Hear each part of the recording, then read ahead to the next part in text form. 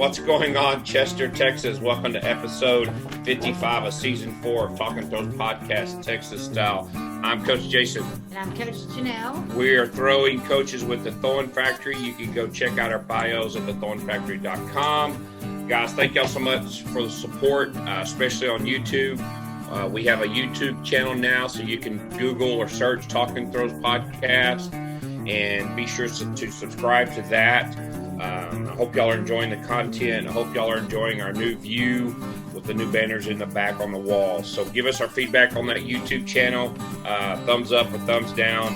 If we're tough, we can handle it. To remind everybody, too, that thethornfactory.com, you'll find access to Coach Kai Smith, who's running west at the Thorn Factory, basically in the west part of Texas. And you'll find Coach Jarvis, who's running east at the Thorn Factory, and he's in the East Dallas area. Both are doing lessons right now. They have room for more lessons. Both are trying to build a team for 2022, getting ready for the indoor season. So if you have any throwers out there that want to maybe get better and possibly start in their indoor season, be sure to contact us. All our contact information, email addresses are on thethornfactory.com. For season 4, we would definitely want to thank our sponsors. Our number one sponsor that we love more than anybody, I wouldn't say that, is Texas Track and Field Coaches. Yeah, Texas Track and Field Coaches Association. That website is ttfca.org. If you want to know anything going on in Texas Track and Field, go to that website. I know indoor and outdoor meets are getting posted for 2022, but they're also already.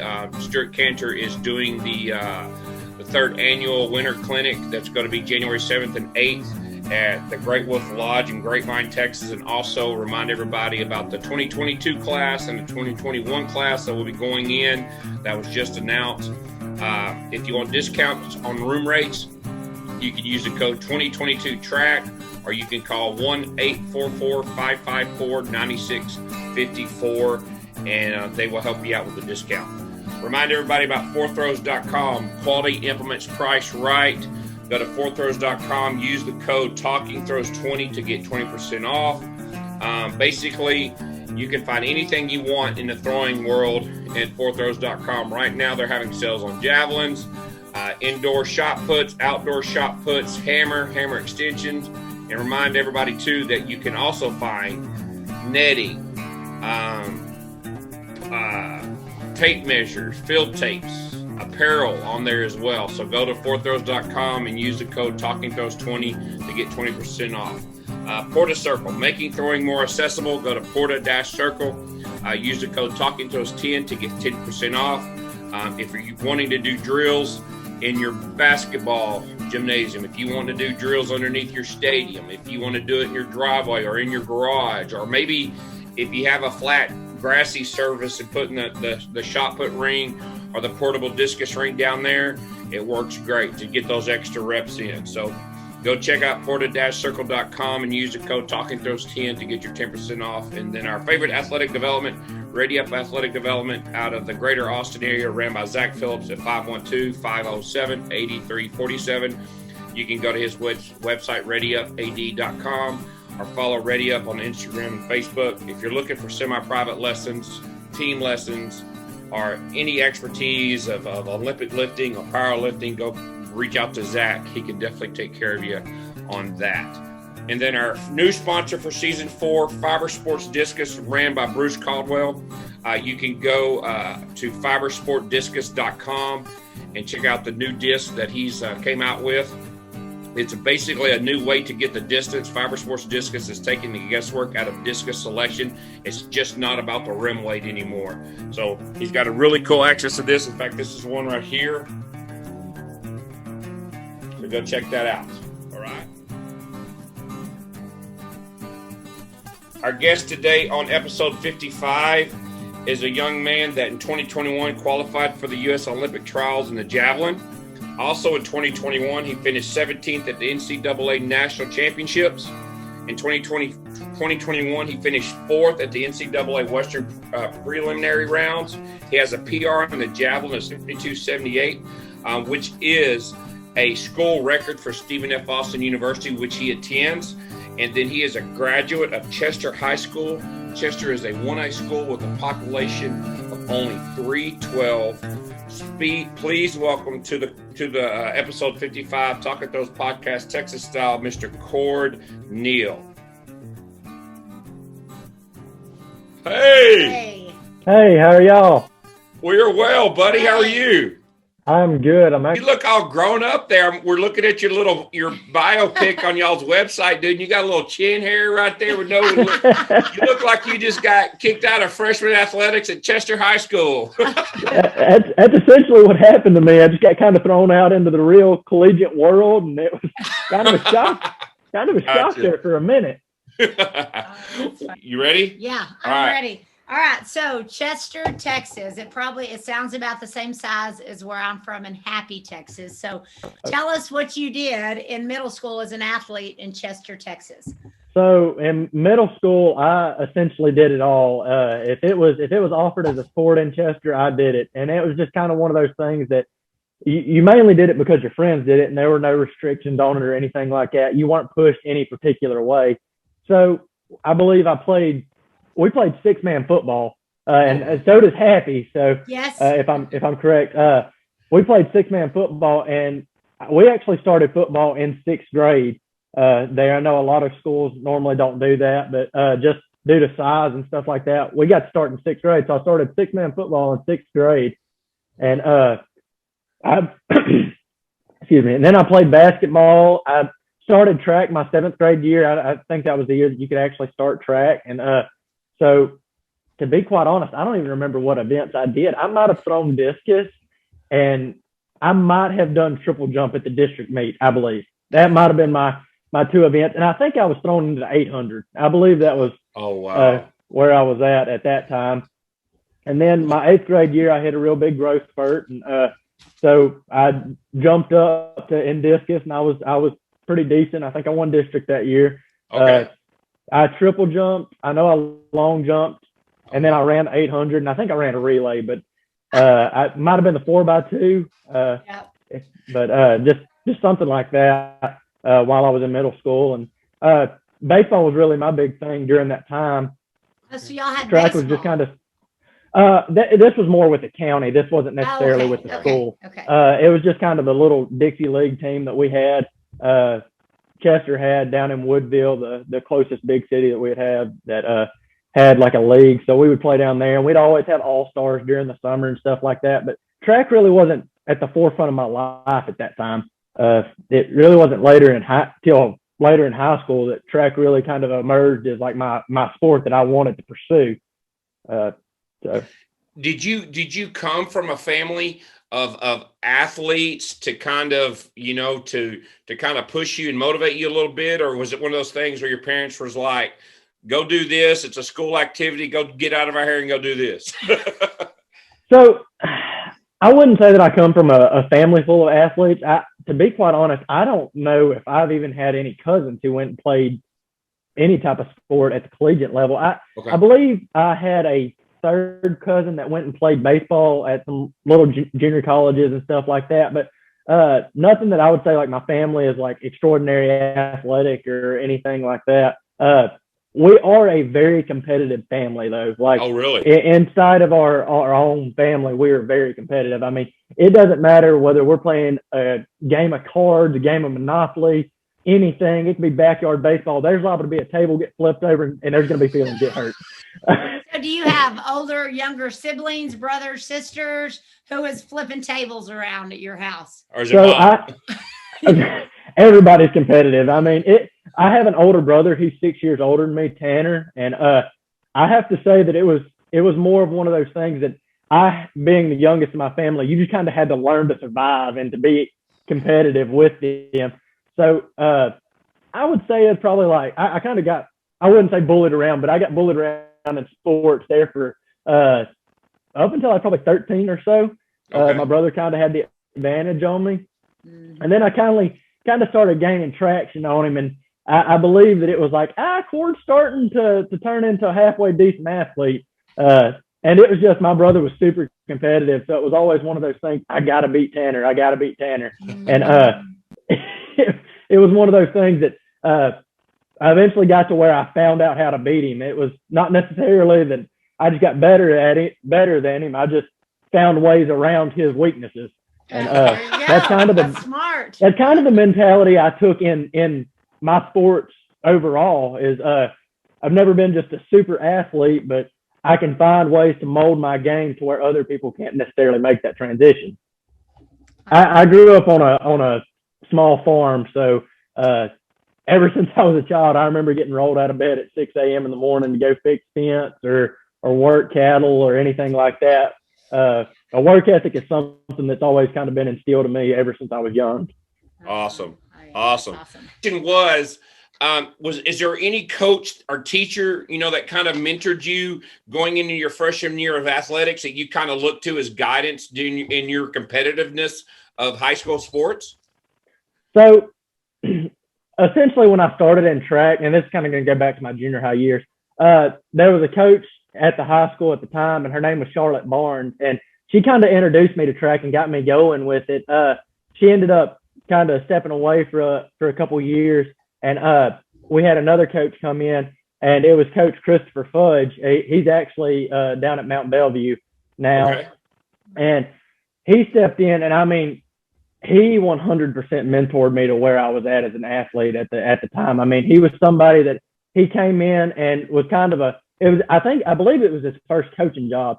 And it was something to where he could come in and connect with the kids and make kids do things that kids normally wouldn't do, like in everyday. I mean, he was a positive influence on the kids. And he was somebody who would get out there, and I mean, he spent hours and hours of his time out there when kids would be like, hey, do you want to help me with this? Or you want to help me with this? And I mean, he was always somebody that if you called and was asking for help or anything, he was willing to drop whatever he was doing to come and help you with that. And I have to say, he had a profound impact on my athletic career as a whole. Awesome. Well, so I'm guessing in a little 1A school, you did all sports. You talked about doing football in the sixth grade. Did you do football during high school? And once football was over, did you go into basketball? So it's kind of funny. Honestly, all 4 years of high school, even my senior year, I played all sports. I ran cross country. Oh my gosh. Played football. I played basketball. We'd get to the spring, I'd play baseball, track. I played tennis my sophomore and junior and senior year, and I actually got convinced to play golf my senior year. And it was one of those things to where I'm never a good golfer. I mean, I'm just going to put that out there. Like, I'm not going to act like I'm some superstar by any means. But they convinced me. They were like, hey, we've got a really good guy on our team. We might be able to make it to the state meet if you golf. We just need you to play at the district tournament and the regional tournament, and we just need a fifth person. I was like, shoot, sign me up. I'll do it. And it was actually the first round of golf that I ever played was at the district tournament my senior year. And so we practiced for the remainder of the year, and we ended up making it state. But I did everything when I was in high school. That is awesome. Wow. So on a typical day for you, let's say in the spring, because I know there was overlap, you would get up, go to school, and I'm sure that there'd be like a home baseball or something like that. Then you'd have to go to the track meet. How did that work, man? Man, looking back on it, I really have no clue how it worked out. Because I was talking with my girlfriend about it, and I was like, I don't know how I even went to school at that point in my life. Like, it felt like every single day we were playing some sport. We had some tournament here or a baseball game here. And I mean, there may be weeks where I don't even see a teacher. I mean, as bad as that sounds, I mean, you get later in the year where you have like your regional tournaments and stuff like that. I mean, I remember a 2-week period where I don't necessarily know that I've seen a classroom other than on Monday. Yeah. So, oh, wow. Yeah, when you're traveling and doing all those sports at a small town, the spring is busy. Did you do UIL activities too? Like, were you an FFA or anything like that also? Because that would take up time. So I did FFA my freshman year. My sophomore, junior, and senior year, I showed broilers at the Houston Livestock Show during the spring. So nice. I did do that as well. As far as the academic stuff, I never really got involved with it. It really wasn't as big of a thing in Chester until after I graduated. But if it would have been around, I'd have probably been Yep. in it. To be I'm perfectly also honest. my gut tells me too that you might have been the homecoming king and the prom king too. Am I right on that? You know, I don't believe I won any of those. Okay. Oh, we got to talk to the. What's going on here, man? You were too busy. You weren't at school. That's right. I flew under the radar. I was just in the sports world, flew under the radar, which is funny as that sounds in Chester, a little bitty town. I mean, I graduated with 16 kids, so like I knew everybody. Right. That's awesome. But so, go ahead. Go ahead.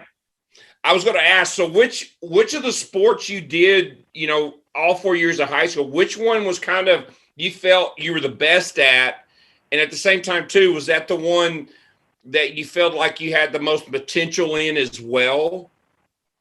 So I felt like it was kind of a tie. I was decent in football. Okay. I was not college decent, but as far as 6-man football decent, I held my own. I mean, I'd be all district. I believe I got an all region accolade one time, or maybe 2 years. I'm not for sure. What position you play?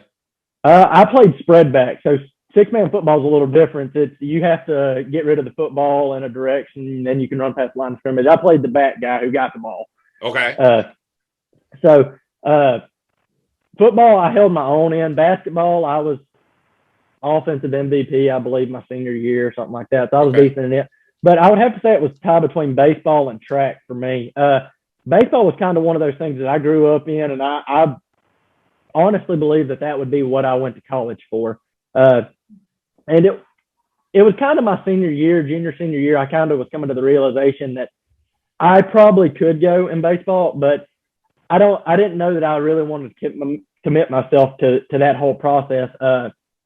Because baseball is a very taxing thing. I mean, you've always got to be throwing and everything like that, and staying in touch with coaches and everything. And there's a ton of kids that do baseball. So even a small town kid who could be very good can get overlooked from time to time, because I didn't play select ball during the summertime. That was kind of my time to rest and relax and spend time with my family and everything like that. Track, I also excelled at. I went to state. I believe my first year to go to state was my sophomore year, and I actually went on a 4x400 relay. Oh, wow. Okay. We went. We didn't do as well as we'd hoped, but my junior and senior year, I made it in triple jump.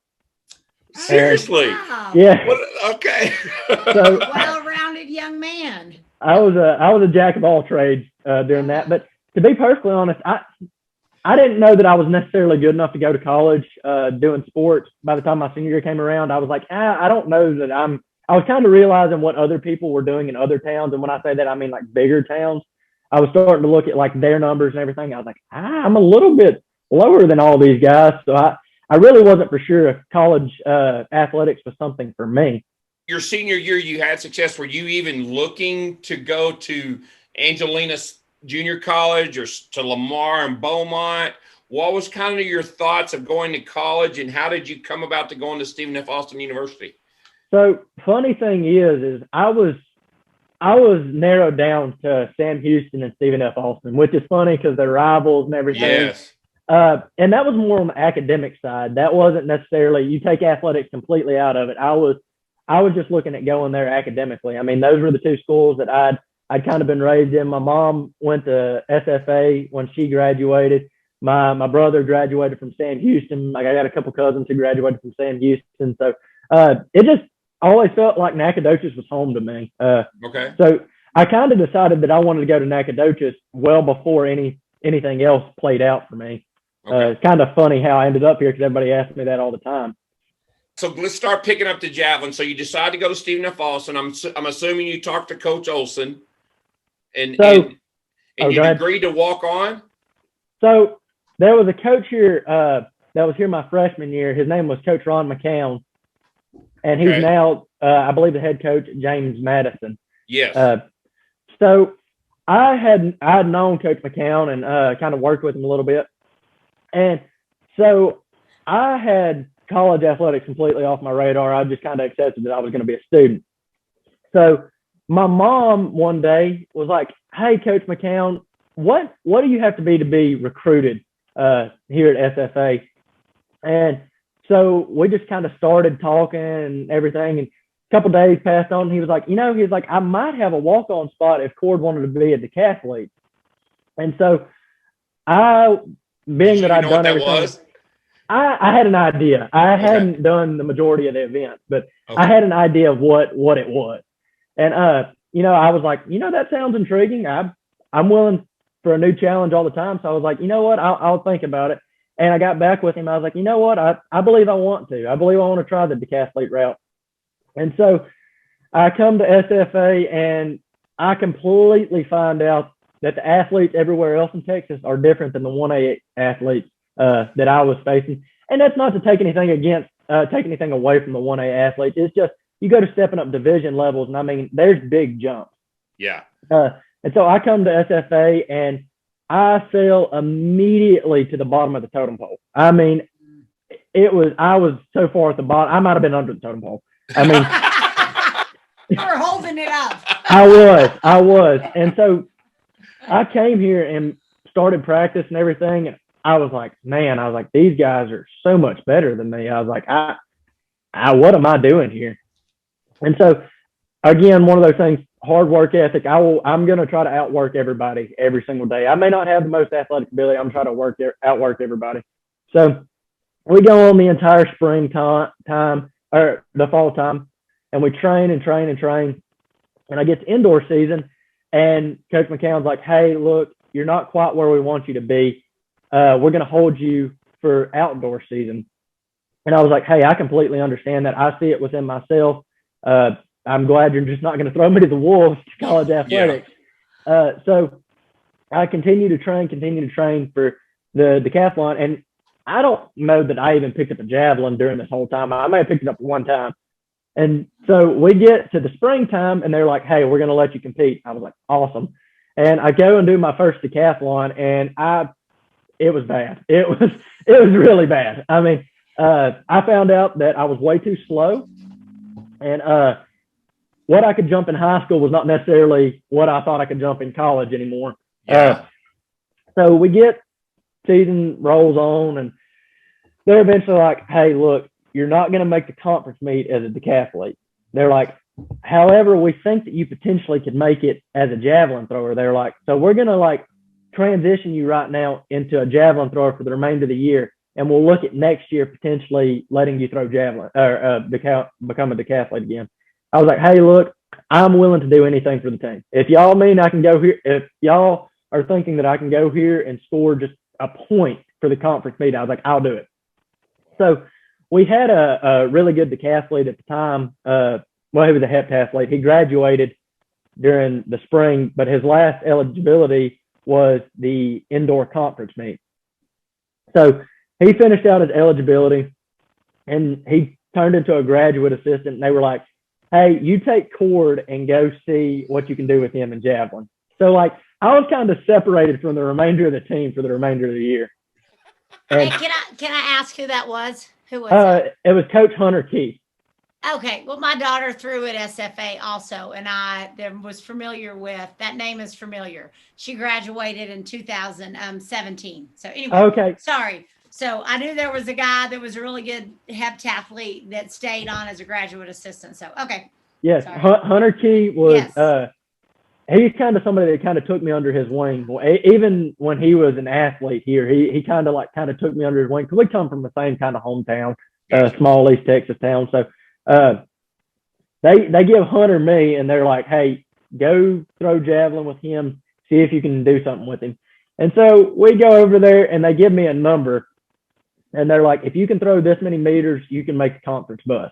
I was like, okay, simple enough. I was like, so I compete at a meter or two, and we don't quite get there. Well, we eventually have a breakthrough, and I throw 55 meters, which is 180 feet or something. Yeah. They're like, hey, we think that's going to make the conference bus. They're like, just see where you fall in the rankings going into the conference meet. That potentially could get in. I was like, okay, sweet. That's cool with me.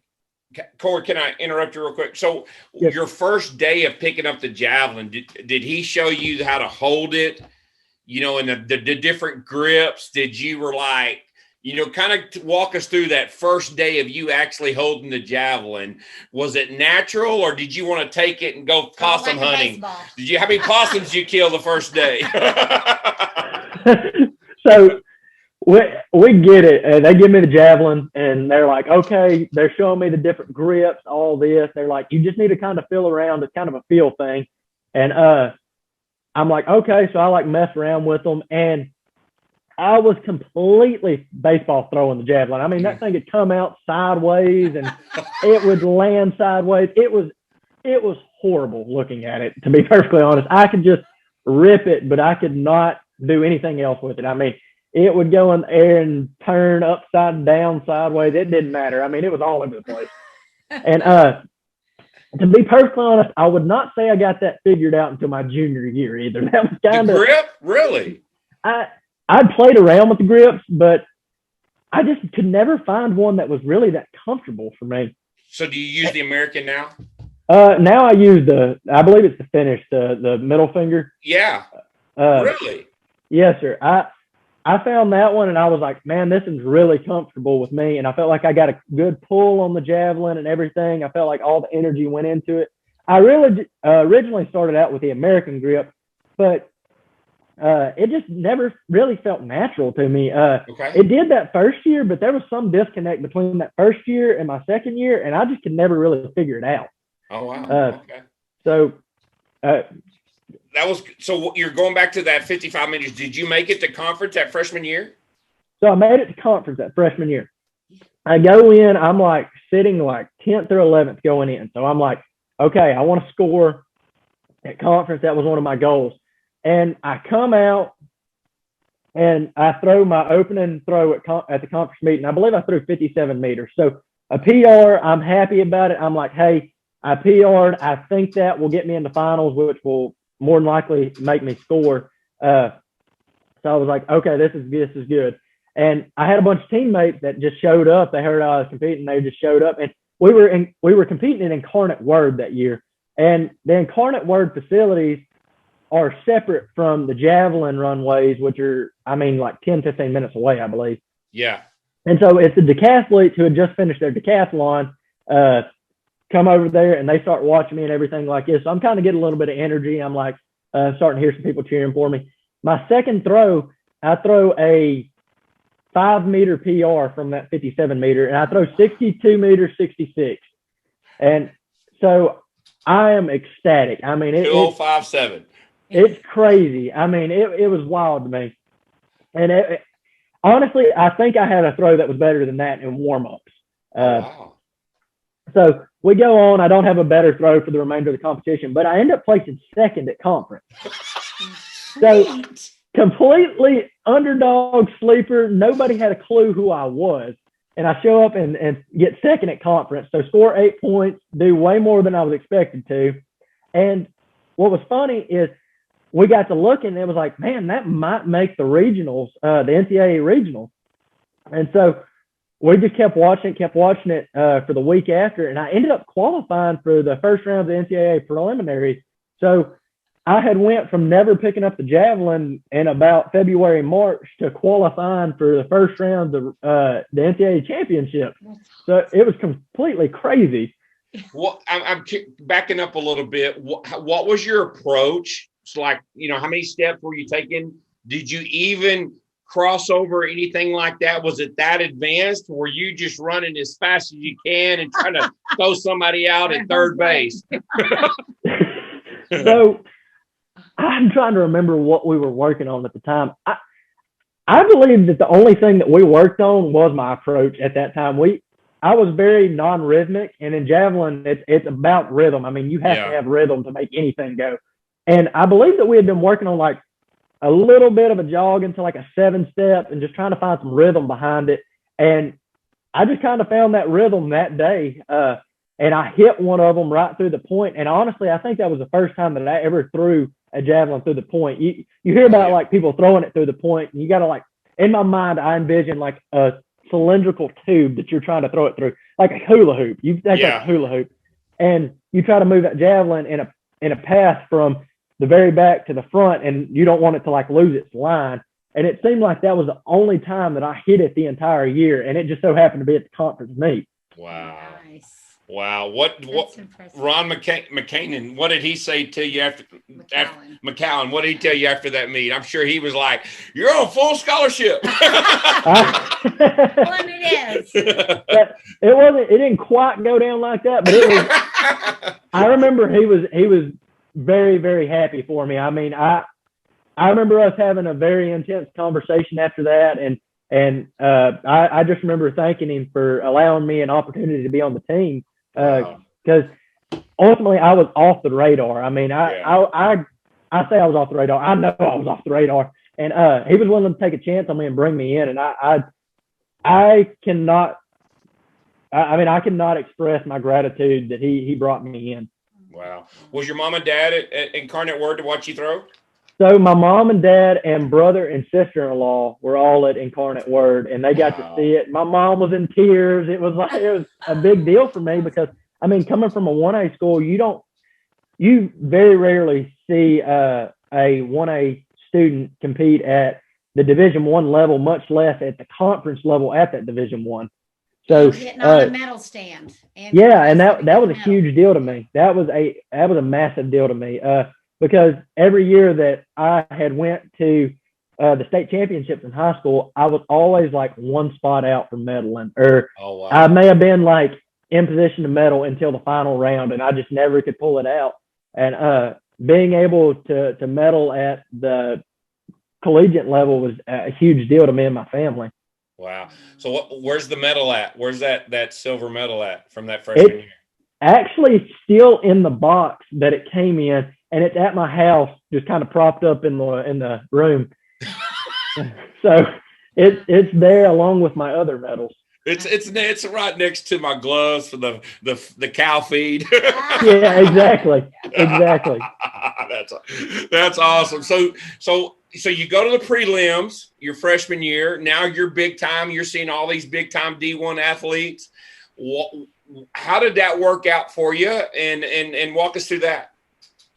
So I was kind of flabbergasted just like going to that. I had completely went from I wasn't going to make the conference bus to competing for a potential spot to go to the national championship. Now going into that, it was one of those things that I was very well aware. It was like, okay, it's going to take a miracle from God for me to get any farther than this at this point in my career. And so I was just really happy to be there, to be perfectly honest. Like I wasn't content, but I was also just like being able to experience that after having so much uncertainty earlier in your year. I mean, I was just very happy to be there, and I went there and competed and had a great time. I didn't throw that well, but again, I was still very early in my throwing career. Yeah. Awesome. Yeah. So during the summer, did you stay in Nacogdoches and work on your craft and stuff, or did you go back home like you did in high school and kind of relax and kind of refresh yourself with your family and stuff like you did like your high school year? So I went home like I do in all my high school years. Like I said, I'd been raised on a cattle farm, and I go home and bale hay all summer. Gotcha. Essentially. Great workout. I mean, it's definitely one that is underrated. But if you've ever went, which we do round bales, but if you've ever went and thrown square bales, and a lot of them, I mean, it is a complete full body workout. But I'd go home and I'd still work out, but I kind of separated myself from the javelin there for a month or so, just kind of let some stuff sink in. And that's seemingly worked for me in the javelin, is being able to kind of let it marinate on you without like trying to force something. Especially with me being as new to it as I was, I didn't want to go home and create a bad habit that potentially could be detrimental to my career. Gotcha. Smart. So you go back in the fall of your sophomore year, you're getting ready for your outdoor season. Now, did you do anything indoor, while indoor was going on? So I don't, we've always laughed about it. And we said that we were always going to take me to an indoor meet, but I'm always like, I don't know. I don't want to hurt my javelin. But so I don't do anything indoor. Okay. I just try to continue training as if I was in off season during that indoor season. Cause the javelin year is so long that you kind of want to maximize, as much as you can, as much training as you can, because there towards the end of it, you may be June or July finishing, and then you take a little bit off to let your body recover. Well, you're kind of missing out on a couple months, but you're kind of getting those months back going into the season when everybody else is competing at indoor. So that's kind of the philosophy that we went about it. My sophomore year, I spent a lot of time in the weight room. I mean, that was one thing that I have to say, that coming from the high school that I came from, I didn't spend as much time in the weight room as a bunch of high school athletes did. I was in season. There was no off season. So, right. I mean, I think I went from 160 pounds to 185 or 190. Oh, wow. So I gained quite a bit of weight How tall that are you? year. 6 foot. 6 foot. Yeah. Okay. So you're starting to lift weights. So that's the first time ever doing Olympic lifting and some of the mobility stretching of your shoulders and stuff like that. Yes, sir. We did like main movements in high school when we did lift, but it was never, Olympic lifting was completely like new to me when I came to college. I mean, we'd always like kind of hang clean or something like that in high school, or power clean. We'd never hang clean, but we'd power clean in high school just to get like a max on it or something. But we never really worked out with it like a whole lot. And so coming to college, you just kind of learned that. You was like, okay, well, apparently this is really important. And as I went on with my career, I'm like, now I see what they're talking about. Yeah. So right before this past year, COVID hit, and that was kind of almost in the prime of your season. How did COVID affect you? So it was one of those things. I went into the year and I was really excited. I got a new training partner, another javelin thrower that we had. He kind of went down the same route that I did. He was a decathlete, and now he's just solely a javelin thrower. Well, I'd been training by myself essentially. I mean, I was a sole javelin thrower. We had a female who was throwing with us, so she trained with me. But we got Isaac, my training partner. Mm-hmm. And so I was really excited about the year. I mean, we had some good competitive practices, and I was really looking forward going into the year. But to be perfectly honest, COVID might have been one of the better things for me as an athlete. And that sounds terrible to say because of the circumstances of COVID. I mean, it's horrible disease and everything, a virus and everything. But as far as like my athletic career, it kind of benefited me because I felt like I needed another year of just kind of understanding the javelin. I probably would have went out and thrown 65, 66 meters, but that additional year, I was able to really figure some things out during that COVID stretch. Now, the fact that it kind of got taken away from me right when the season started, it was one of those things to where you look at it and you're like, man, I just trained all year long and everything just went down the tube. And that was one of the hardest things for me as an athlete. And I struggled with it a lot. It was like, you go back and train again, and we go back in the fall and train all fall. Well, it's not to say that's not going to happen again. And that was something that I was really worried about going into the following year, which all our classes and everything were pretty much online. But we'd go to training and doing stuff like that. And if you have over a certain percentage on your team test positive for COVID, you have to shut down all operations. I was like, man, it's going to be the worst thing ever if I train all year again and have this repeat all over again. Yeah. But it was one of those things to where I believe I'd have had a decent year, but it probably benefited me to quote unquote have a redshirt year.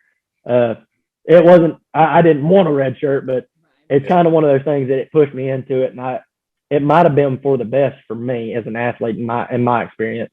Wow. So you get into 2021, dude, and you were on a hot streak. So let's talk about that first meet that you had of this year. Now, this is your junior year, right? It's senior year in the classroom, junior year on the track. Yes, sir. Junior year. All right. So are you still working with that same coach, or is the coach left? What's the dynamic of your coaching? Is the grad assistant still around? So back after my freshman year, I'm going to back up a little bit. Back after my freshman year, they hired the grad assistant on full time. He turned into a full-time coach. And so I had him for the following 2 years. And so beginning of the year comes, we have our first 2 weeks of practice, and Hunter calls our group into a meeting. He also had the pole vaulters, and he said, hey, I hate to break it to y'all. I'm leaving. I feel like this is best for me in my career right now. And he had a lot of extra side hustles that he had, and he continued with that, a full-time job. And I couldn't blame him for leaving. I mean, it's one of those things you have to worry about your family and be able to provide for your family. So I wasn't mad. It was bittersweet for me because, I mean, he was the one who taught me to love the javelin. He was, I mean, I would consider him one of my really, really good friends at college. We had lots of good conversations, and we had a really strong relationship, and we still talk to this day. So he leaves after the first 2 weeks, and Coach Olson takes us over. He was the throws coach at the time, head coach, throws coach. And so he takes me and Isaac over, and he's like, okay, I'm going to train with y'all. And within about a week or two of that, he was like, hey, we're trying to replace Coach Key. I think I'm going to just step down as the throws coach and hire a new throws coach. And I'm going to just take over the head. He was already the head coach, but he was like, I want to focus on that position more. So we were like, hey, we completely understand. And so we started the hunt for a coach. And that was when we got Coach Glass in, Coach Andy Glass. And so he came in around mid-October, somewhere in there. And he comes in, we start training, everything. And I mean, the dynamics practice and everything changed. We kind of changed from a kind of a CrossFit style of training to more of, we're going to work on technique and take the CrossFit out of it a little bit and implement more like Olympic lift type stuff, which I know CrossFit's still Olympic, but when I say CrossFit, I mean, we did a bunch of running and everything that went into it, whereas we kind of weaned that off a little bit. So Coach Glass comes in, and we have him for about 3 or 4 weeks, and we have our inter squad meet, our purple versus white meet. And so we have it, and I end up throwing a personal best at the purple versus white meet in November. Oh, wow. And so we're like, okay, this is something's starting to roll here, because my sophomore year, I peppered all around my personal records, but I never crossed it. And it was kind of one of those things that it kind of hurt my soul, like working all year long and not like PRing or like, or getting better. It seemed like you weren't getting better, but I mean, in all reality, I was. It's just things weren't clicking yet. I lost that rhythm for my freshman year. Was there something that he did in the workouts or technical wise, being non-CrossFit, that kind of you showed immediate improvement on, that kind of clicked with you? So for me, it seemed like my sophomore year, I just kind of stayed a little beat up, like, and it wasn't anything that we were doing. It just, I'd gained weight, and I don't think my body was necessarily like used to it. And so it was kind of one of those things. I had the aches and pains of like joints and stuff like that. And it kind of took my body a little bit to grow into it. And so my sophomore year, I kind of excluded. My junior year, I started training with Isaac. And to be perfectly honest, practice turned into a competition every single day. You could tell us to go out there and throw light and just tell us to pick. But if you didn't put some limit on us, we were going to go out there and throw max effort every single day. And awesome. So when Coach Glass came in, he kind of came in and said, okay, if I tell y'all 70% throws today, y'all better not go over 70%, or there's going to be some sort of repercussion. And it's not, if you go over one time, it's not that big of a deal.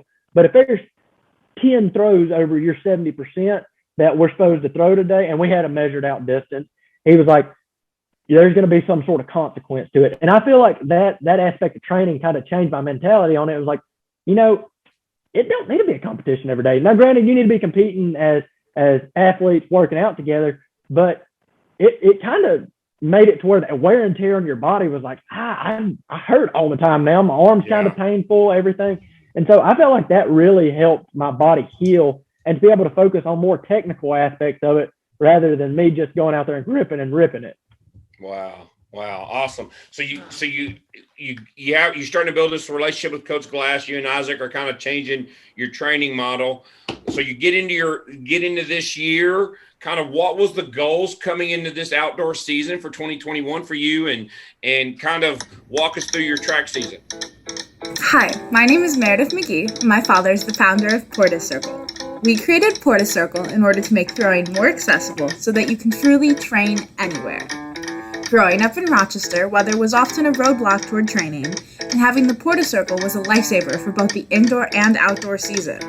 Circles start at $149 and go to our website to learn more. www.porta-circle.com. Porta Circle, making training convenient.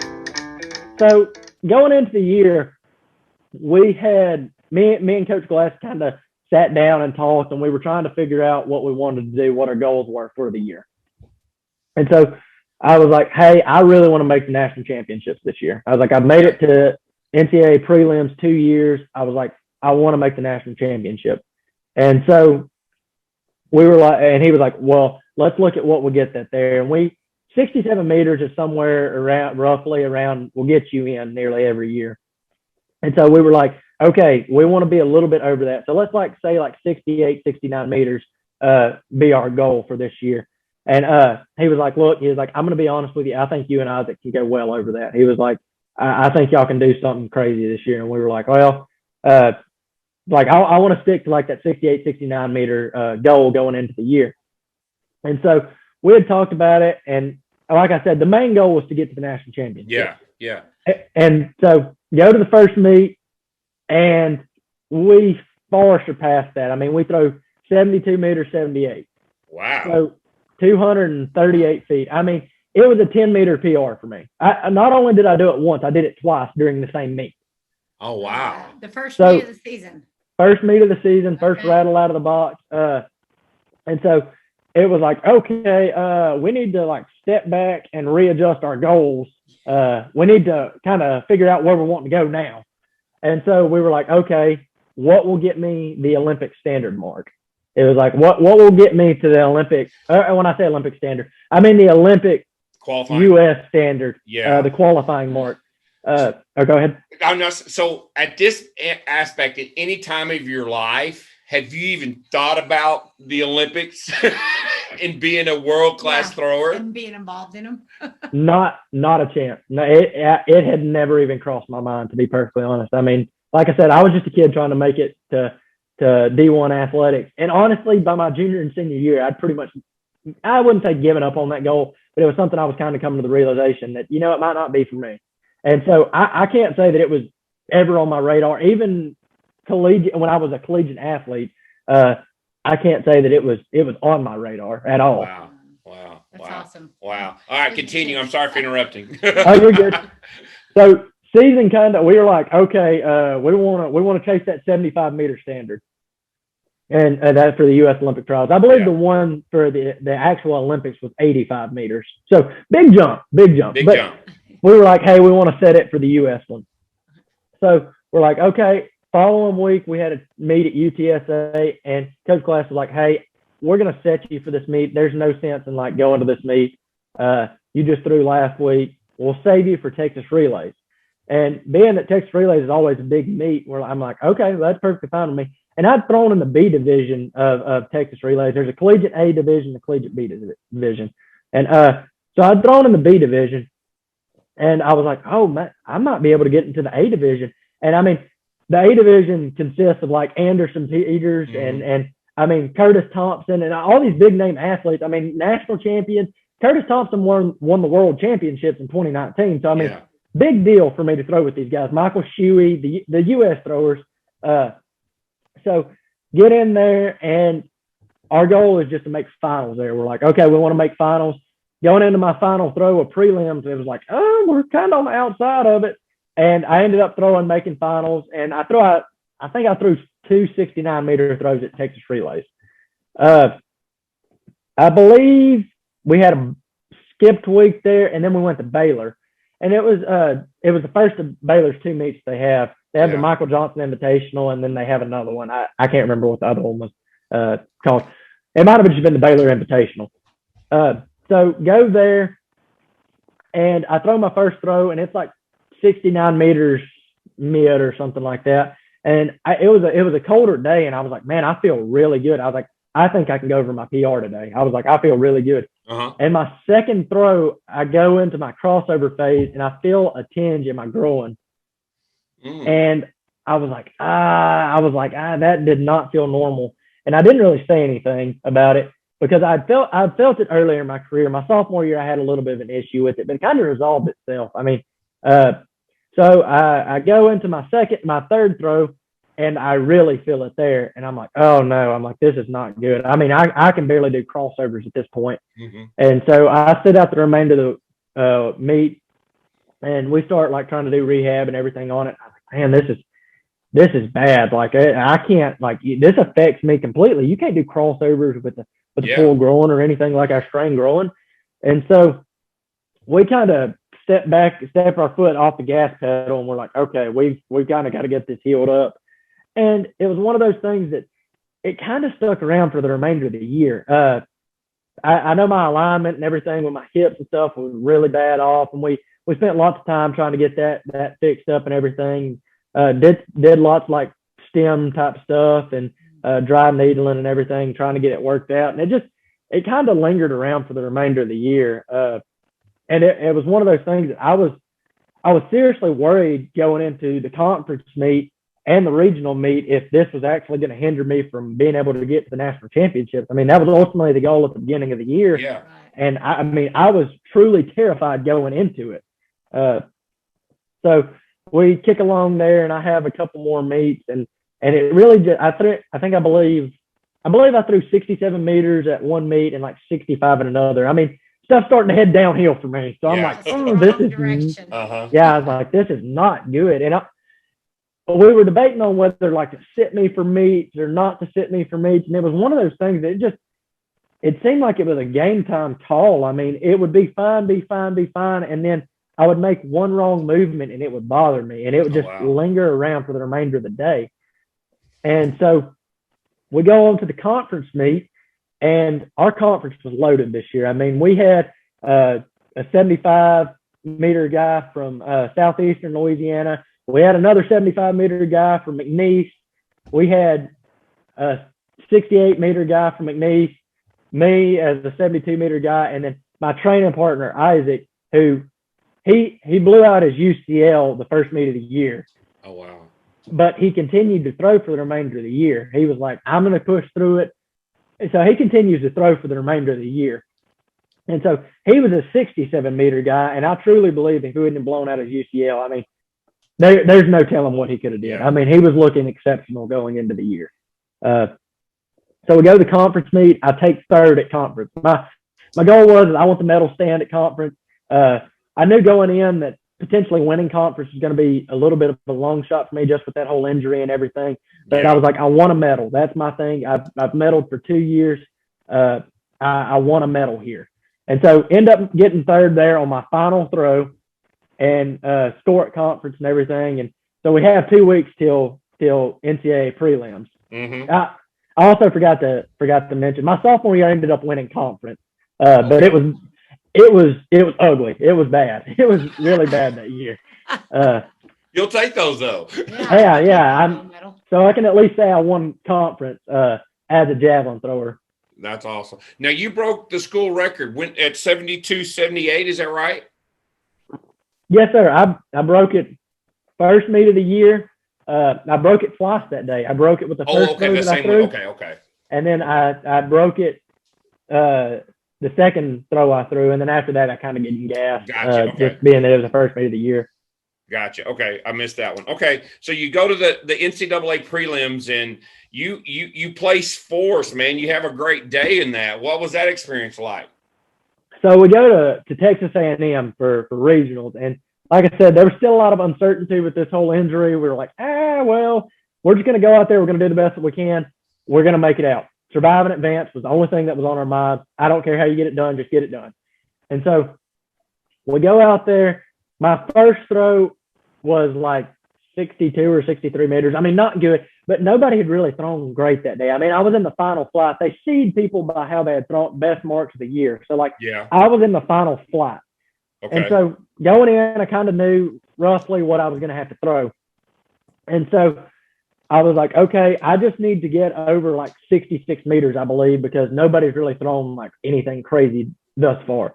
And so go out there, my second throw, and Coach Glass just tells me, he's like, look, just relax and let your body do the work. He's like, quit trying to attack it, just relax and let your body do the work. So I go out there, second throw, and I just completely let my body do it. All the pulls and levers that you normally want in javelin, the good stretches, and everything, let it happen. And I throw one. And to be perfectly honest, it felt minimal effort, everything. To be perfectly honest, I didn't even think it went that far. And so I step off the runway and I have people from other schools are like, hey man, congratulations, you just made it to the national championship. I'm like, they haven't even measured out the mark yet. And they're like, that's 70 meters, ain't no doubt, you're getting in, all this. And I'm like, oh, this is crazy. Maybe this was a better throw than I thought it was. And it comes up on the screen 69.99. And so I'm like, oh my gosh, I just made it. This is awesome. And so Coach Olson, I walk over to Coach Glass, and Coach Olson's sitting there right beside him. And I mean, he just bear hugs me. I mean, he's like, congratulations, I can't believe it. He's like, you worked so hard, you deserve it, all this. And I'm just at this point, I'm like, oh my gosh, I just really made it. Small town kid from Chester, Texas, just made the national championship. Wow. And so go on, I throw a 65-meter throw, my third throw. And what was funny is this past year, it only took 65 meters to get in. And my training partner with the blown UCL actually qualified as well. He got 12th, and they take the top 12. So he qualified. So both of us made it. Both of us were super happy, ecstatic. And so my parents, my brother, sister-in-law are in the stands. And actually, my high school superintendent was in the stands as well. Oh, wow. He was also my basketball coach my senior year. So that was a weird. That's another story. That's small town. Was Coach Fudge around? Did he? So Coach Fudge was going to come, and he ended up not coming because they were putting such strict COVID regulations on how many people you could have at the meet. And he had asked me about it, and I was like, hey, I don't know what the regulations are going to be. I was like, I only have 4 tickets. I don't even know. I think I had 2. I think I had 2 tickets because my brother and sister-in-law had to buy tickets.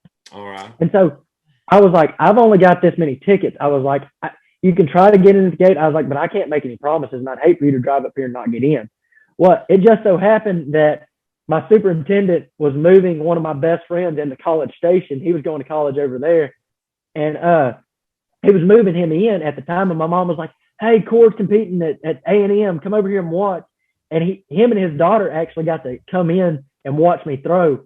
And so event goes on, and I make it over to my parents. And my mom is just in tears.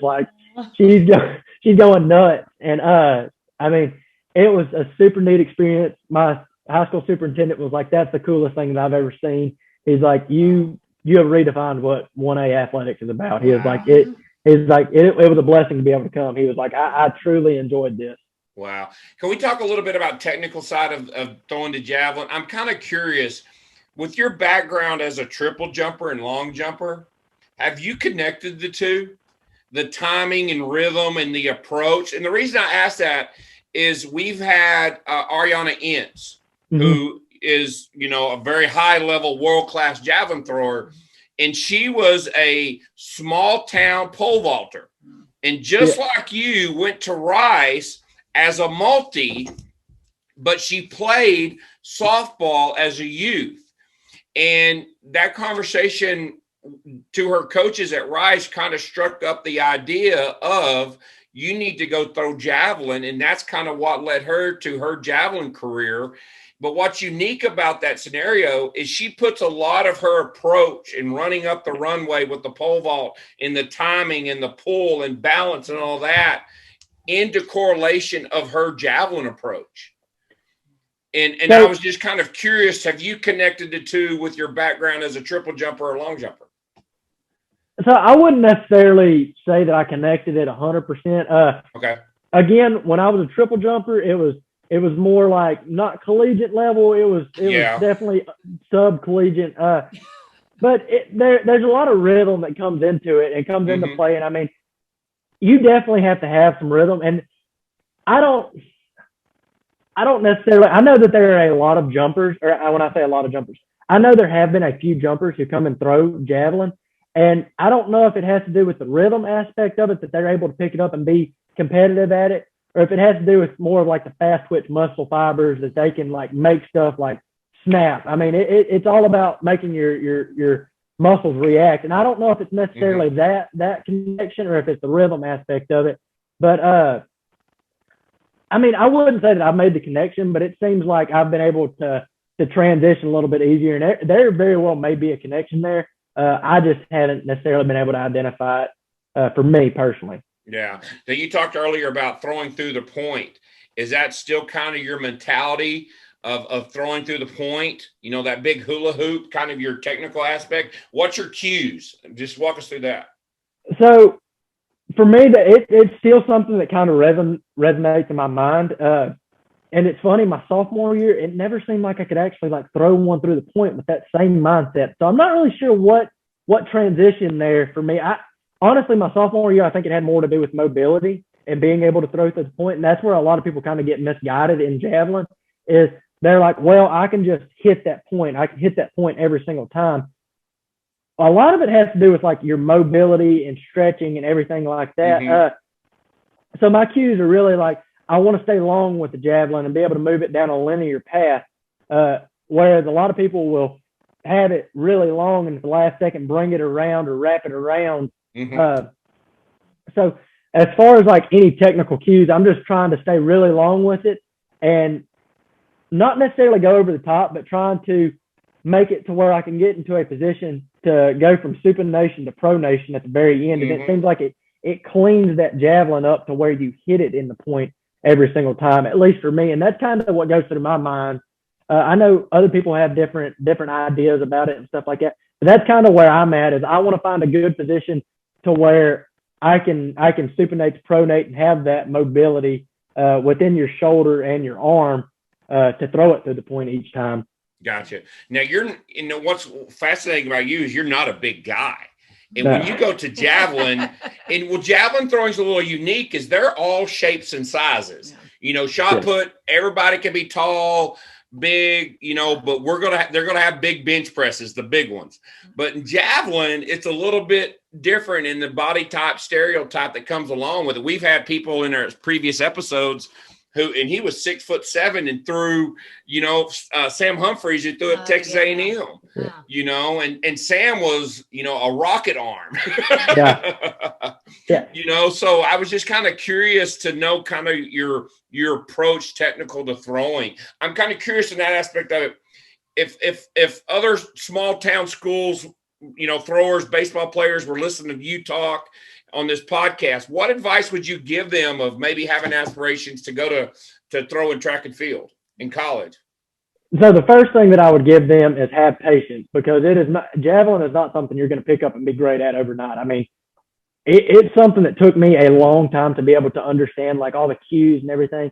And it's something to where like somebody who has thrown javelin and been successful at it may not be able to help you as much as a new javelin thrower. Now they can give you cues and stuff like that, but like if you can't hit certain positions to get to those cues, you struggle with the process. You're like, well, I guess it ain't for me. So for me, it's more, you got to go out there and throw. I mean, and you don't want to throw a lot, but you want to do like a lot of like short picks or something like that. You're really trying to figure out how to make the javelin fly, right? Like I said, when I originally started out, my javelins would turn sideways. They would turn in. They'd turn out. I mean, there was one time I thought it was going to land upside down. So it's one of those things for like a small town kid going into javelin, especially if he's done lots of sports when he was in high school. It's just really to have patience and be able to find your body type. I mean, it's like you said, there are some massive guys that throw javelin. And I mean, a bunch of the world-class athletes are 6'3", 6'4". I mean, massive dudes.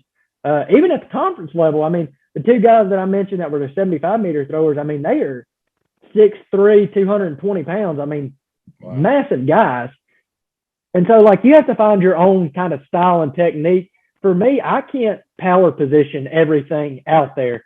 I mean, if we're going to do a power position or a 3-step or a 5-step, I'm going to get smoked every single day. I mean, you can ask Coach Glass. I mean, me and Isaac can go out there and Isaac's going to beat me every single day at the 3-steps and 5-steps. And I think it has a lot to do with like strength levels and everything like that. But where I seem to pick up a lot of advantage for me is that rhythmic approach coming in and being able to bring in speed and hitting a block with more speed than what the average person would be. I know there's a guy from BYU, Cameron Bates, that he comes in, I mean, like a rocket. I mean, he comes in flying down the runway, and he throws 77 meters, I think his PR was. But that's where I try to focus in on is I want to have a very proficient approach, and I want to be able to maximize that approach and get all that energy into my javelin, because what I bring in the back is what I'm going to have at the front. And you just have to find a happy medium to where you're not trying to overdo it, but you have to find like a good speed that you can find rhythm with when you go into them crossover phases. Wow. Great answer. Great answer. Yeah. So let's pick it up. So you're on the plane going to that NCAA championships. So what was that experience like? I think you finished up 17. You're honorable mention, All-American. I can't get it out. So what was that experience like, making it to your goal and accomplishing your goal for 2021? So to be perfectly honest, it was breathtaking. I mean, it was one of those things that you had went from I'm not going to go to college to do athletics to I am really competing on the national level. I mean, you can compete on the national level during the season and have like a good season, but if you don't make it to that national championship, well then essentially I wouldn't say that it went down the tube, but I mean, that's what you work for. That's the end goal. And so going into it, I was like, you know what? I'm going to go up here and I'm trying for first team All-American. That is my mentality. It's either go big or bust. I mean, that was my mentality going into it.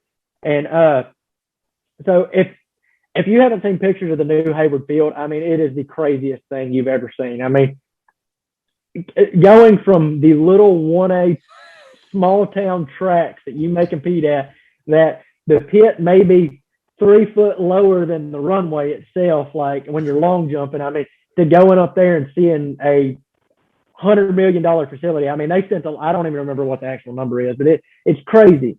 And so going up there, I was like, I just want to experience, and I'm coming home with first team All-American. So you mean the Woodville track facilities is nothing like what the Hayward Field in Eugene? You know, there's a little bit of a difference. I mean, the average eye probably can't pick it up. I mean, That's awesome. Yeah, it was crazy. I mean, even to put into perspective, I mean, you competed at Mike A. Myers there at Austin. I mean, yeah, that is a very nice facility. I mean, no disrespect to them. It's just like that Oregon facility is the craziest thing I've ever laid eyes on. I mean, wow. As far as you being a track athlete or a spectator looking at it. Yeah. Yeah. And so how was your 3 throws that you got there? How did you perform? So go up there, and I felt like I was healthy going into it. I felt great going into the meet, everything. I go into warm-ups, and I don't know if it was a mental thing or if it was a physical thing, starting to feel the groin again, though. And I was like, you know what? We're going to do the best that we can. I'm putting this out of my mind. We're going out there and we're throwing. And you know, my 3 throws were not where I wanted them to be, but it was something to where I went out there and I felt like I laid it all down on the line, and you just sometimes come up short. And great experience. I hope to be back there this year. That's the end goal, and it was something that I'm always going to be able to reflect on and say I was there. I was there to compete, and I had the mentality that I was going in to win it, or I wasn't going to do great at all. And I kind of landed somewhere in the middle. So that was kind of my experience with it. It was kind of bittersweet that I was there and didn't quite hit that first team All-American standard. But on the flip side of it, it was a blessing to truly be there. Yeah. Well, and we haven't asked this question. I'm kind of curious too. What's your approach between each throw? So you go into competition, or you we've had people on that scream and huff and puff and or listen to music, oldies music, or cuss themselves out, or, just kind of an all extreme kind of, what's your mentality going into those high level meets, approaching that first throw, or maybe during the second or third throw? So one thing, and me and Coach Glass have kind of talked about this, and I know a lot of people during the meet, they try to worry about focusing on like technical aspects of your competition and everything like that. And, I kind of go into the meet to where I want everything blocked out. If we haven't done enough up until this point to have my body muscle memorized, like to where I want to be, I don't feel like there's a whole lot that you can do at the meet. Now, he'll talk and give me some cues that, hey, you need to stay long, you need to say this, you need to say that. But we try not to get too terribly technical when we're at a meet. I go into it, do the normal routine, listen to music, kind of getting you, trying to get you hyped up a little bit. But honestly, stepping on that at Hayward Field track and just being there, crowds cheering as everybody's running and everything, if that doesn't get your blood pumping, I don't know what will. So kind of one of those things that I try to block everything else out. I try to just focus on me going out there and having fun and enjoying javelin and hoping and knowing that everything that I've worked to this point, like the hard work that I put in, the blood, sweat, and the tears are going to pay off at the end of the competition. And, if you walk away short, without a doubt that you gave everything that you had. And I try not to think about the technical aspects, because if you got to worry about technical aspects, other things can break down in a heartbeat. At least for me, that's the way that I approach all meets and especially the national championship. Wow. So did you know beforehand when you were going to the national championship that you made it into the trials? That was still an uncertain time. So there was the potential that you could make it into the trials. I knew that I was definitely on the list, potentially getting in, but we wasn't real sure about whether I was going to get in or not. But that was kind of one of those things that, hey, we're worried about here and now. Let's focus on this national championship. After we get done, we will worry about the trials. And so that was kind of our mentality going into it. Was like, hey, if we make it in with the throw that we had earlier this year, that's great. But our mentality is we want to hit that 75-meter mark at the national championship. Let's not leave any doubt. Right. Great. Okay. I was about to ask, did fans come to that championship? Were your parents able to come, or was it, I can't remember, did they not allow fans? So they allowed fans. So you could have, how many tickets could you have? 3 per athlete, 4 per athlete. I mean, a lot of people, it's hard for people to make that trip, especially during this time, during COVID and everything like that. I mean, budgets are already tight for people. So the crowd was like I know it was less than 50% capacity. Yeah. So you didn't quite get to experience everything that Hayward Field has to offer. My parents both happened to make it. My brother, literally the day of, flew up. He had not decided to come because he's a private contractor within my hometown, and he had been kind of pushed behind. He had had a baby like earlier in the year and everything, so like things were tight with him. So he was like, I don't think I'm going to be able to come. And he was upset about it. And the snowstorm that we had that set him back even farther in addition to the baby. And so he was like, I don't know if financially I'm going to be able to make it this year. He was like, I'm so sorry. And he was very upset about it. And the day of the meet, my sister-in-law, or the day before the meet, my sister-in-law was like, look, I don't care. We'll cut some expenses somewhere else. You need to go to this. So he loaded up and came, and my girlfriend ended up coming up as well. So I had a full fan base there, and I was blessed to be able to do that, be able to compete with my family there. That's awesome. So walk us through, how did you get confirmation that you were going to the trials, and then what was the mindset, prepping to go into the trials?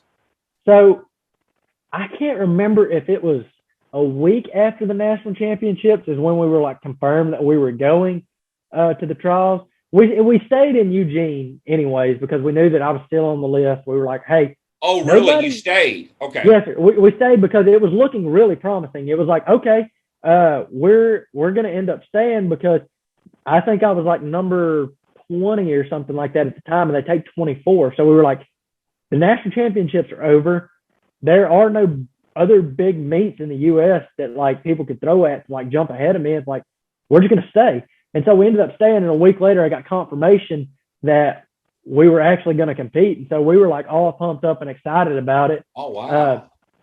So we ended up stayed the following week, and then competed the week after that. It was 2 weeks to the day of the national championship, I believe. Wow.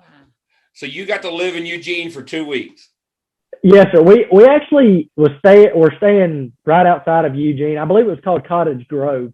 It was a little town outside of Eugene. And so we got to experience like Oregon's beautiful countryside. I mean, it's beautiful up there during the summertime. We went out. Now, the drive from Chester to Diboll is way prettier.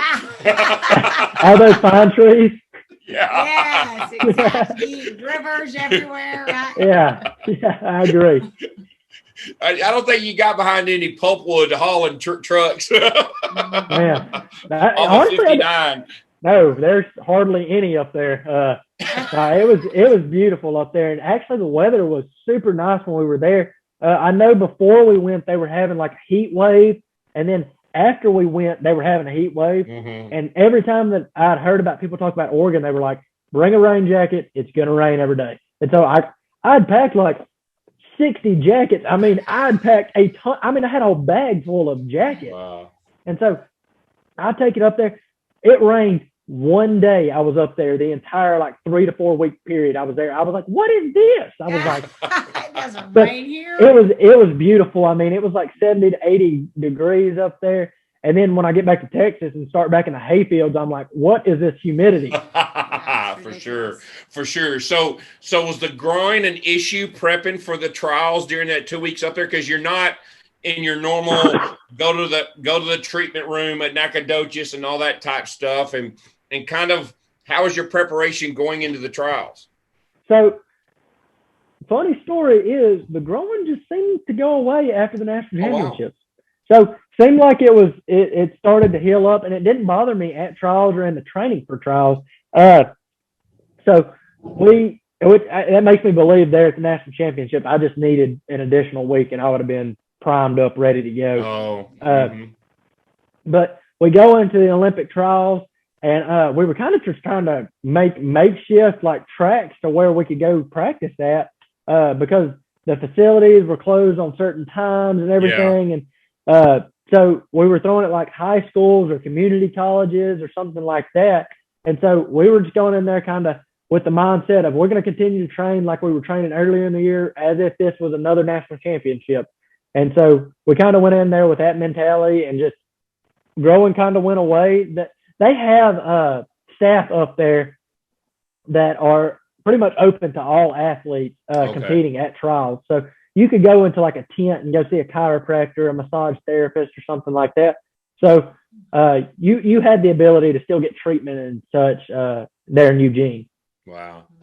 So going into that day of qualifying, what was your mentality? How was things going? How were you feeling? Were you starstruck with anybody? Because little boy from Chester, Texas, and there's Curtis Thomas and Riley Dozell and some of the people, you hear about, and you're like, man, I'm with the big boys. I'm with 6A. I'm with 6A athletes now. So going into it, was I had met Michael Shuey and Curtis Thompson and like those. I competed against those at Texas Relays, and so like I'd had the interactions with them and everything. The only one that I really don't think that I'd met was Riley Dolezal. Oh, and then Capers Williamson, and I hadn't met him. Kind of some of those top U.S. javelin throwers. So going in, I was like, you know what? This is crazy. I'm like really at the Olympic trials. Like this is nuts. Like this is literally small town USA here at the Olympic trials. And I was like, you know what? I'm just going to go out there and make the most of it. I'm going to go out there and compete and go on with the same mentality that I had at the national championship, that we're going to go out there and we're going to try to let all this year's worth of training just let something happen, and let's pray for the best. And so we went out there and gripped and ripped for 3 throws. And that was my mentality going in, was I get 3, we're using all 3, and we're attacking each one of them. Good. Wow. Were you, of course you didn't make the finals, but learning from the professionals and watching what they do, I'm sure you were recording and trying to document everything to make you a better thrower to build into your senior season, right?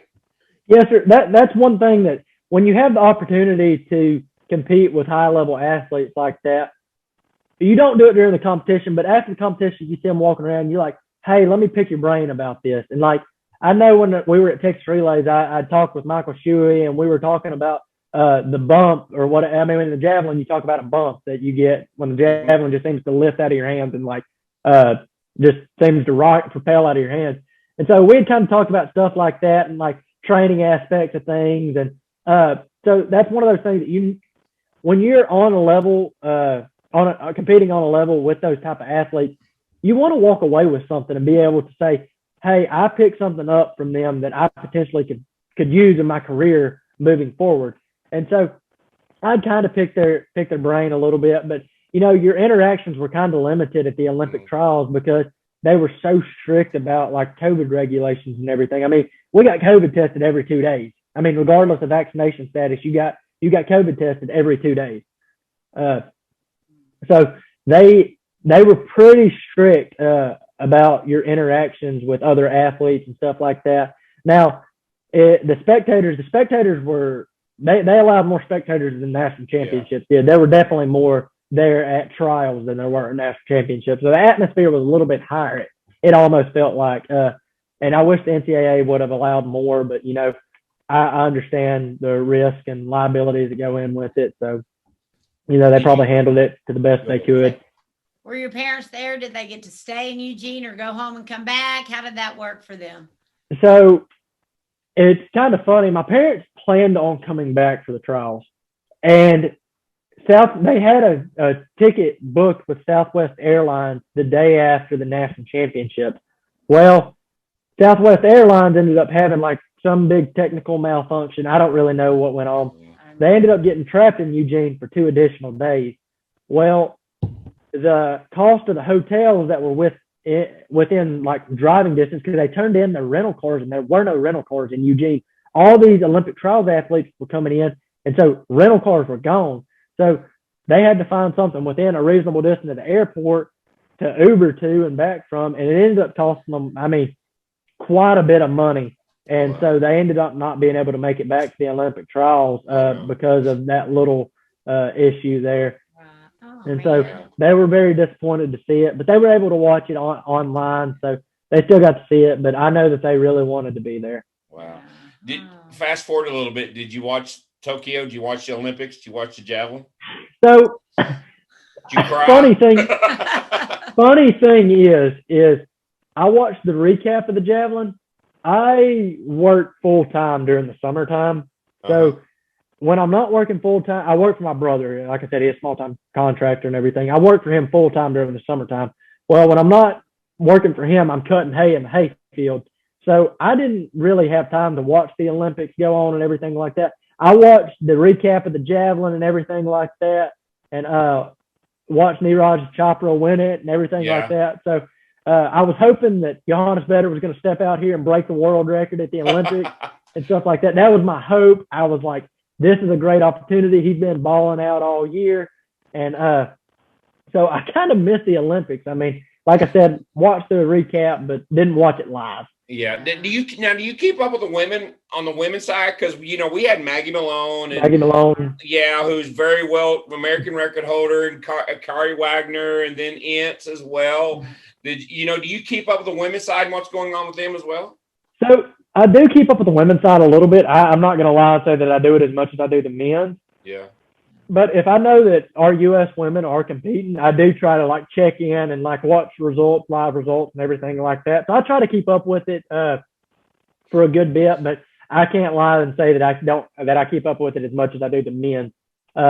But I can tell you can pick up stuff watching the women's competition as easily as you can on the men's competition. I mean, it's just the men's kind of relate more to me as far as like my like performance and everything. Like the women are throwing like 60, 70 meters, somewhere in that range, whereas like you have the men throwing 80 or 90 meters. Yeah. And so it kind of puts it in a little bit more relation to me. But I love watching a good women's competition as much as I do a men's competition. I mean, I was there to watch the national championship for the women's too. And even the trials. I mean, I love watching. Honestly, I love track and field in general. I watch it all. Yeah, yeah. So what's the plan for Cord for going into a senior year, and what are you studying, by the way? So I actually graduated this past semester.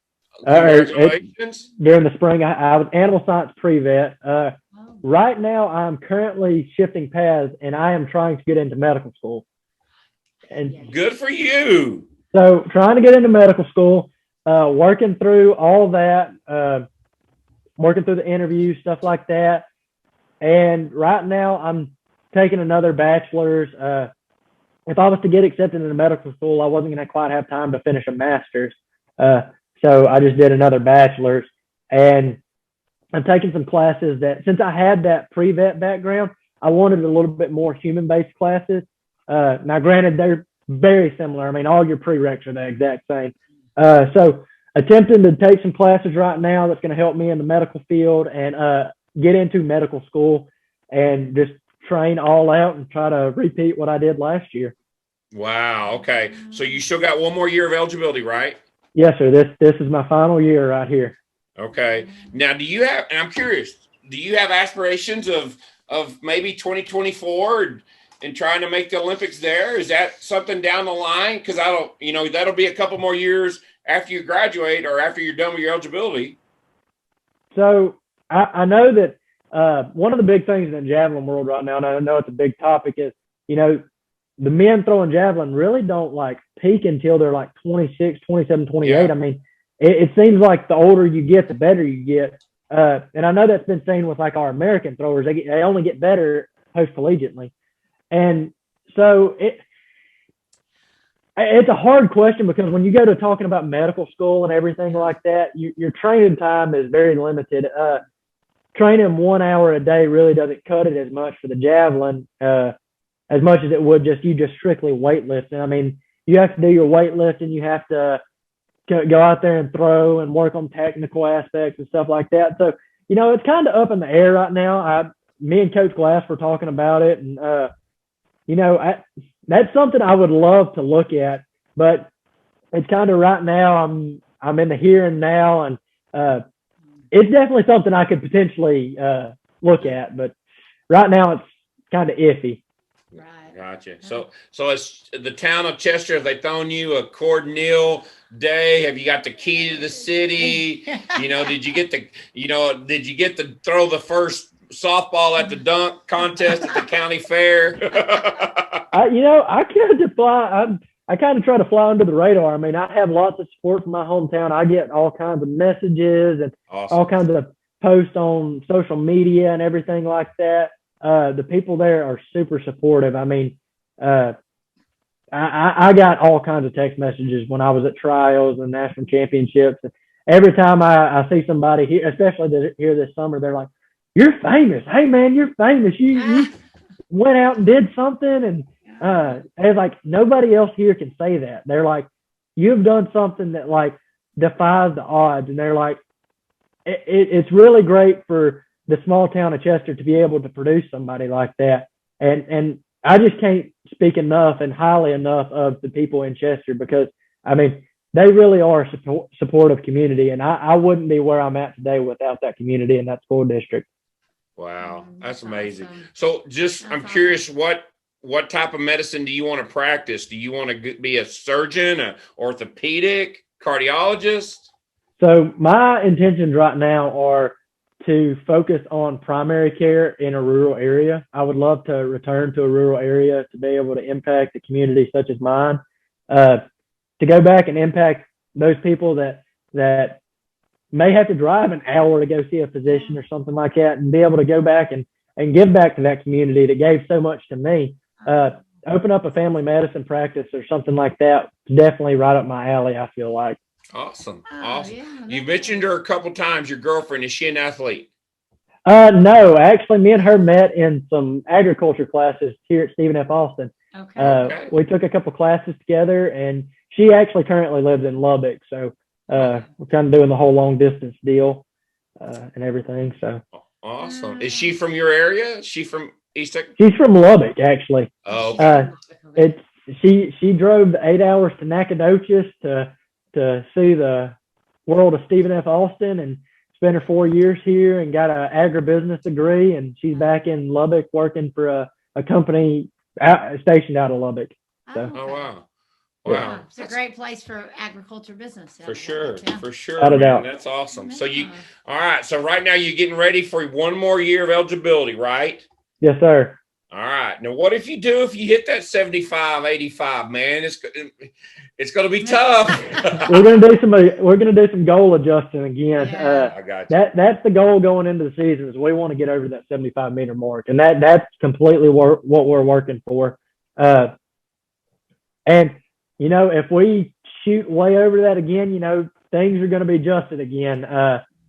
We want to set goals, but we don't want to set any that are just crazy, outrageously high. But setting goals is something that's very important to achieve success. I feel like personally, and so if we do something crazy this year, that 75 to 80-meter mark, we're going to reevaluate where I'm at, and then Paris 2024 might definitely be an option. Cool. Yes. What's Coach Glass? I know y'all only been together for a quick, short period of time. Just tell us one thing that Coach Glass has probably had the biggest impact on you.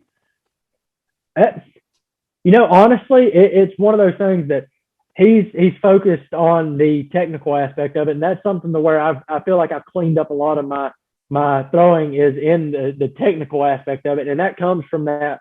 I talked about that 70 to 80% range that we were running in earlier in the year to kind of take that workload off. And I feel like that's completely impacted my career as an athlete, because I don't go all out every single throw during practice. I'm kind of, hey, we want to focus on the things that we're here to focus on today, and let's not try to create any other issues while we're at this practice.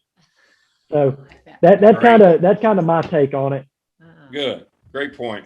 Well, man, thank you so much for being on. What a great story you have, dude. You are the epitome of why we do this podcast, for stories like yours, because we want to get your story out there and maybe give some inspiration to some kid, who's playing 6-man football, but it's not big enough, fast enough, who, doesn't know what he want to do with life. And maybe if he listens to your story, maybe it'll give him a little guidance and direction to maybe say, hey, I can go do this. So I promise that, coming from a small town, you can go do big things. I really believe that. It's all about setting your mind to it and doing it. And I truly appreciate those kind words. Yeah. Now, Chester, for kind of looking at the map, it's south of Lufkin, right? A little east of Woodville? Yes, sir. A little west. I think west of Woodville. Yes, sir. West of Woodville. Okay. Yes, sir. Okay. I don't know if you're familiar where Corrigan is. Yes, Corrigan Camp. Yeah. We are right in between Corrigan and Woodville. 15 minutes from Woodville, 15 minutes from Corrigan.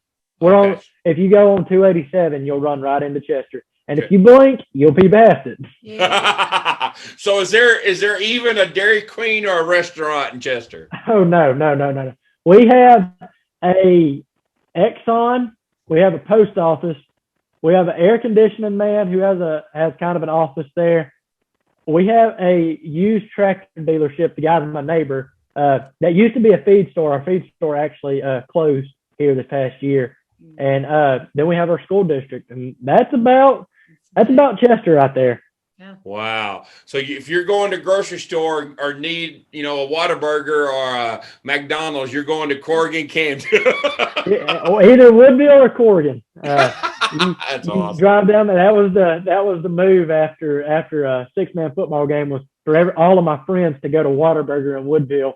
Now, granted, it was 15 minutes down there, and we may sit for an hour and a half, but it was well worth that time. Yeah, for sure. That's true. For sure. Awesome. Well, thank you so much for being on. Tell Coach Glass, tell Coach Olson we said hi. Yeah. This will be out in probably about 1st of October. About 3 weeks. So we record everything up front and she modifies it. Now this will be on YouTube. So, and Janelle will cut some of the stuff out. So, so we'll let you know when it's out, and just please share it with your family and friends. And hopefully, we can share it within Chester, hopefully. So the whole town will have it quickly. Everybody download, and you'll have more downloads than Ron Krauser's episode. Everyone in Chester downloads it. That'll be just a little more than Ron Krauser's. For sure. Cord, thank you so much. Good luck to you, man. We'll see you down the road. Thank y'all so much for having me on. It was a pleasure. Yes, appreciate it. Enjoyed it. Thank you. Thank y'all.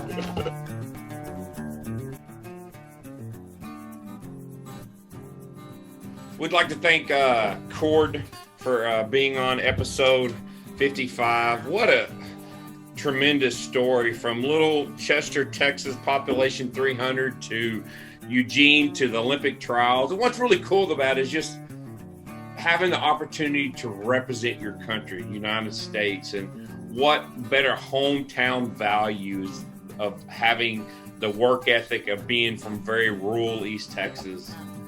And just what a tremendous story. It just goes to show you that you don't have to specialize in one thing, that you can be a multi-sport athlete and you can be from the highest 6A to 1A. And if you just find your way in life and believe in yourself a little bit, and somebody might give you a little bit of chance, that you can go out and be successful. And be willing to work at it. You know, he said, what Coach McGowan, his mom taught, like, may have a spot as a decathlete. Have you ever done that? Well, no, not half of it, but I'll do whatever it takes for the team, and just have that work ethic. He said that so often.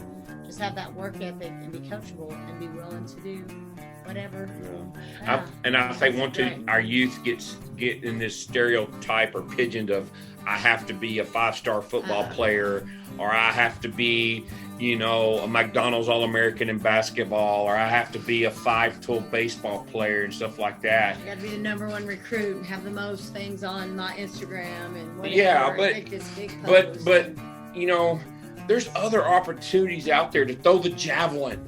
There's opportunities to throw the hammer, and there's opportunities to be a multi-athlete, and you might be good at all these, but may not be really good at one thing, but you might be good enough to be a multi or something like that. I just think it's really fascinating that he was a distance runner, cross country, played tennis, did golf, did all this type of stuff, baseball, all this stuff. I meant to ask him, did you continue to play golf? I know. Did you play golf? I know. And after your one stint at golf. And then you make the trials. And then you've thrown in Oregon twice. At Haywardfield twice. Yes. Which is the big time. That's the big show. Yeah, that's true. And you came from Chester, Texas, not even thinking you're going to be a collegiate athlete. And you've made it to the biggest stage that track and field in the U.S. can make. Yeah, and that's right. Awesome. In that work ethic has catapulted him to get his degree, to graduate and apply to medical school. Yeah. And what an attribute to his family, to his mom and dad for raising him the way they have, the values they gave him, and just being from the countryside of Chester, Texas. Yeah. So, and then representing Stephen F. Austin. So Cord, we wish you the best of luck. Good luck to you, man. We'll see you down the road. All right, we want to thank our sponsors again for season 4 and for this episode, Texas Track and Field Coaches Association. Go to tdfca.org for their latest news in track and field. Fourthrows.com if you're looking for some implements. Go check them out. Use the code TalkingThrows20 to get 20% off. Training tools, element, everything that you can look for at fourthrows.com. Porta Circle, as we're getting into the fall here in Texas, it's getting a little bit cooler in the mornings. So you start thinking about having a Porta Circle set up whenever you're ready to throw. Go to porta-circle.com. Use the code TalkingThrows10. If you're in the Austin area, go to Ready Up Athletic Development. Contact Zach at 512-507-8347, or go to readyupad.com or follow them on Instagram, and then check out. Hello, Talking Throws Texas podcasters. I'm Bruce Caldwell. I'm here today to introduce the FiberSport Discus. Yes, many of you thought I only made great vaulting poles. I have been bringing quality discuses to the throwers' hands for over 40 years. First as Cantabrian USA representative, then for the past 10 years as the Nelco discus distributor. I introduced the yellow-plated discus for the plastic's best durability. If your FiberSport discus breaks, we replace it. Our studies have reached into the science of using a wind tunnel and adding microchips to the discus to find the spin, the gravity, the flight stability of the discus. We have found it's not about rim weight anymore. It's more about creating a balanced stability to allow the discus to fly and surf the wind. Our new FiberSport discus is made to be selected to fit your needs, no matter the weather, no matter the conditions. Check out our discus selection guide at fibersportdiscus.com and find a dealer in your area that sells our fine product. Thank you, Jason and Janelle, for allowing me to talk with your listeners on Talk and Throws Texas Style. Check out our Lifting DFW, our mobile fitness station, help your performance, whether you want to be a 5-star athlete, your stay-at-home mom, middle-aged father, someone who just loves sports and just ready to be a better athlete. Contact Coach Jason over here and get involved in Lifting DFW. And also, too, we didn't bring this up earlier, but go to thornfactory.com for our shopping apparel. We have this new I Hammer, not MC hammer shirt. And then our new Thor Mom shirt. And we got all kinds of really cool apparel. So if you want to look cool at your next track meet, go to thethornfactory.com and make a purchase, and we'll have discounts and codes on there for offers. So thornfactory.com. So we appreciate everybody, and like I said earlier, we'll see y'all down the road. Thank you. Subscribe, podcast. Yes, and Spotify, YouTube channel. YouTube, make comments, all those things. Thank you, guys.